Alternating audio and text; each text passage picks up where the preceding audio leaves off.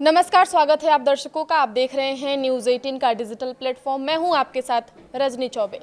पश्चिम बंगाल के मुर्शिदाबाद में हुमायूं कबीर को जो करना था वो कर दिया। मुर्शिदाबाद के बेलडांगा में आज यानी 6 दिसंबर को हुमायूं कबीर ने बाबरी मस्जिद की नींव रख दी है। टीएमसी से निलंबित विधायक हुमायूं कबीर ने आज यानी शनिवार को बाबरी मस्जिद जैसी ही एक मस्जिद का शिलान्यास किया है।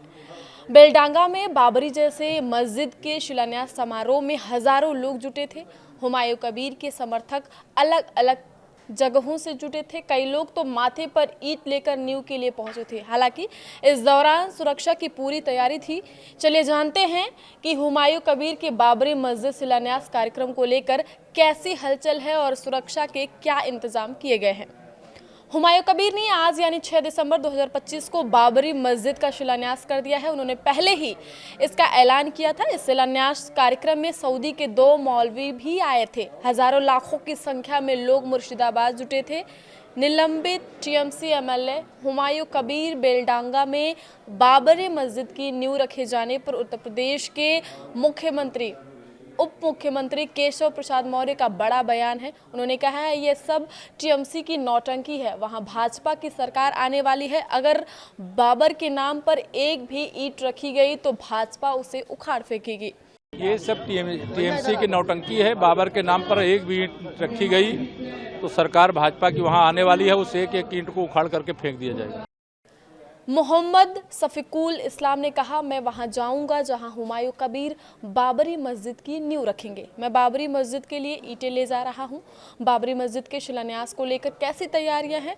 सत्तारूढ़ टीएमसी ने कबीर के इस रवैये को संगठन के लिए बार बार शर्मिंदगी भरा कदम बताया था। कबीर राजनीतिक घटनाक्रम और प्रशासनिक दबाव से बेपरवाह दिखे।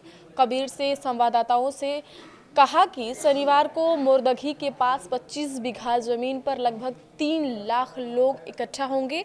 उन्होंने ये भी बताया कि कई राज्यों के धार्मिक नेताओं ने अपनी उपस्थिति की पुष्टि भी की है। हुमायूं कबीर ने क्या कहा, आइए हम आपको सुनाते हैं। कबीर ने कहा, सऊदी अरब से 2 काजी सुबह कोलकाता हवाई अड्डे से एक विशेष काफिले में पहुंचे हैं जो राज्य के एकमात्र उत्तर दक्षिण मुख्य राजमार्ग NH-12 के किनारे स्थित विशाल आयोजन स्थल पर तैयारियां उसी जोर शोर से चल रही थी जैसी आमतौर पर उच्च स्तरीय राजनीतिक कार्यक्रम के लिए होती है। बिरयानी के 40,000 पैकेट जो हैं तैयार कर लिए गए हैं। भीड़ के लिए शाही बिरयानी बनाने के लिए मुर्शिदाबाद की 7 खानपान एजेंसियों को अनुबंध दिया गया है।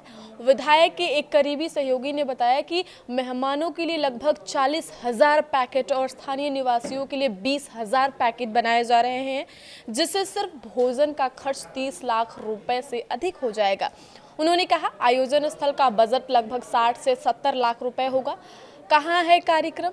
तो धान के खेतों के ऊपर बना यह मंच इस विशाल आयोजन का सबसे स्पष्ट प्रतीक बन गया है।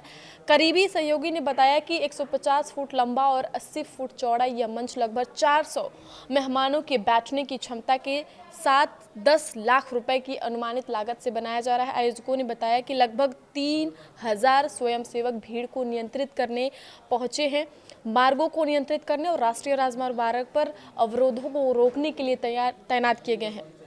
इनमें से 2000 ने शुक्रवार सुबह से ही काम शुरू कर दिया था। कितने बजे से कार्यक्रम और सुरक्षा के क्या इंतजाम है, इस पर कबीर के मुताबिक माना जाए तो आज यानी शनिवार सुबह 10 बजे कुरान की आयातों के साथ शुरू हो चुका है, जिसके बाद दोपहर में आधारशिला समारोह हो चुका है। औपचारिकताएं 2 घंटे पहले शुरू हो चुकी हैं। पुलिस के निर्देशानुसार शाम 4 बजे तक मैदान खाली कर दिया जाएगा। शुक्रवार को कलकत्ता उच्च न्यायालय के निर्देश के बाद जिला पुलिस ने सार्वजनिक व्यवस्था और NH-12 पर निर्बाध आवाजाही सुनिश्चित करने के लिए कबीर की टीम के साथ कई दौर की चर्चा भी की है। जिला पुलिस के एक वरिष्ठ अधिकारी ने बताया कि बेलडांगा और रानीनगर थाना क्षेत्र में लगभग 3000 पुलिसकर्मियों को तैनात किया जाएगा। मुर्शिदाबाद के बेलडांगा इलाके में अतिरिक्त सुरक्षा बलों की तैनाती के साथ सुरक्षा कड़ी कर दी गई है। अधिकारी ने कहा कि इस इलाके में उच्च सुरक्षा वाले क्षेत्र में रखा गया है। पुलिस त्वरित कार्य बल RF और सीमा सुरक्षा बल की इकाइयों को तैनात किया गया है। आगे की खबरों के लिए आप देखते रहिए न्यूज़ 18 का डिजिटल प्लेटफॉर्म। धन्यवाद।